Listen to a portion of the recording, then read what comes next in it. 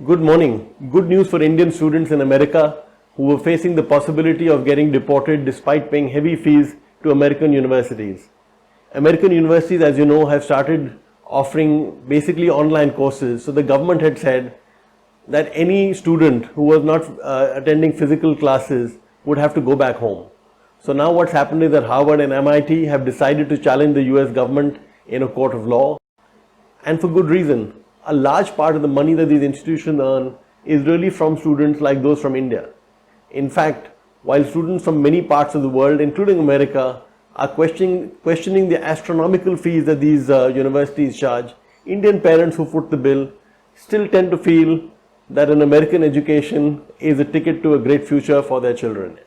In fact, what's amazing is not just that the universities would have been affected. What's amazing is that the American government seems to have been blind for what this was doing to the American economy. Roughly a third of all Indian students, India has about 6 lakh students who study abroad every year. Roughly a third of these go to American universities, and they spend about $5 to $6 billion a year out there in fees alone. In fact, when Prime Minister Modi had gone to America a couple of years ago, then the US government, this is not in the Indian government, the US government had put out a sort of a fact sheet which talked about the money that Indians were spending and this is for 2016. They said the money that Indians were spending in the United States when they went there for a holiday. So they spent about $13 billion there every year. And if you add the amount of money, the $5 to $6 billion that the students were spending every year in the United States, this alone supported 64,000 American jobs. Mind you, as I said, this is a statement put out by the US government, not the Indian government. And the estimates are that over a decade or so, Indian students have spent about $30 billion in the United States. So it was very, very short-sighted on the part of the government of America to come out with this rule. And hopefully with MIT and Harvard and these institutions now deciding to sue the government, there will be some rethink on what was clearly a very rash move. There's a lot of good news also for customers of HDFC Bank and SBI. There's been a rate cut, about 20 bips in the case of HDFC and between 5 to 10 bips in the case of SBI. While the Indian government banned Chinese apps, and as a result of this, a whole slew of Indian apps came up, especially to take the place of TikTok. So our story today has some sobering facts on the Indian TikTok wannabes like Raposo, Mitro, Chingari, ShareChat. So basically, just to reiterate, this newspaper had supported the ban on Chinese apps because we said unlike, raising of import duty on Chinese products or making it more difficult to get Chinese imports cleared on time, unlike that, the ban on Chinese apps actually hurt the Chinese and not the Indians. But as our story says, we've got a long way to go. Just to give you some quick numbers which are there on your television screen, about 42.5% of all smartphones today, or rather before the ban, about 42.5% of all smartphones had a TikTok app. This is data from Kalagato. And now after the ban, it's about 25 to 30% for Indian players. So all the Indian players together are collectively smaller than TikTok, but it's early days yet. So I wouldn't be too disheartened.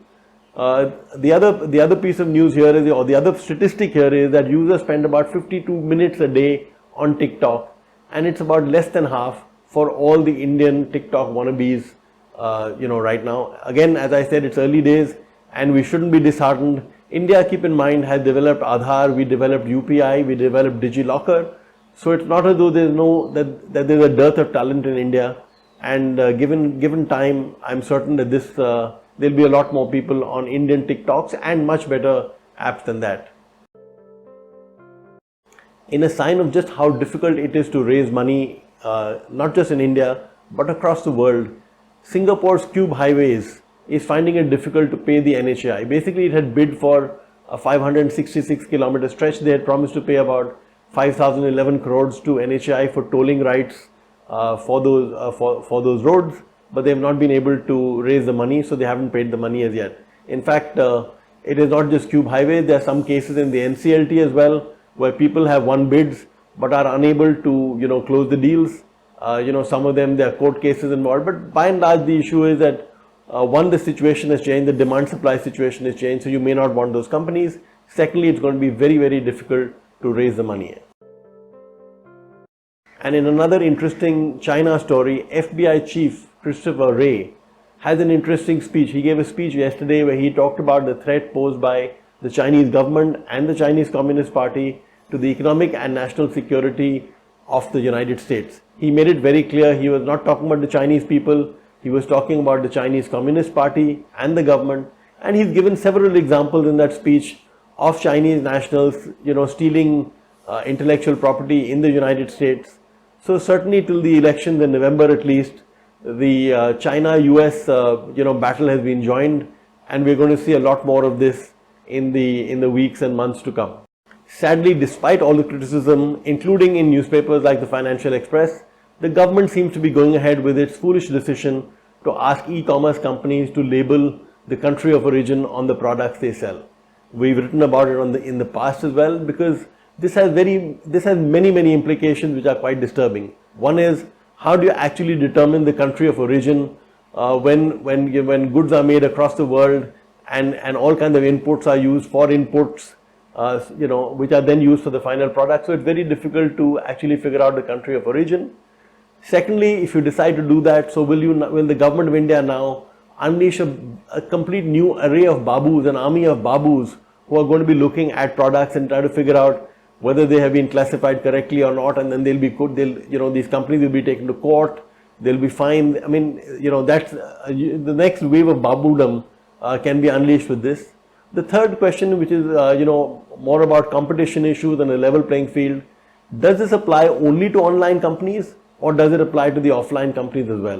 The larger point that we've been making is that instead of trying to fix India's lack of competitiveness, which is at the heart of the problem, the politicians are just basically whipping up a nationalist fervor to distract attention.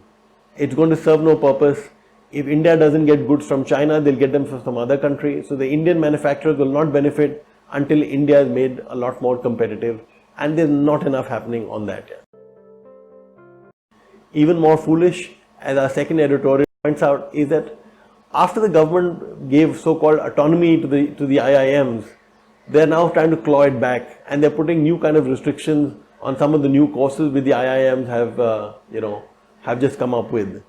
There is some good news here. The first edit talks about it, that there is a proposal to actually modernize the Indian Penal Code and to remove certain sections from it.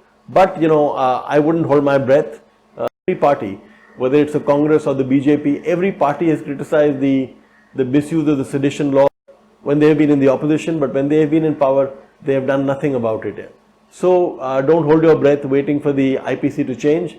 Meanwhile, stay safe, wear your masks, observe 2 gaz ki duri, and sanitize your hands and wash them as often as you can. Thank you. Have a great day.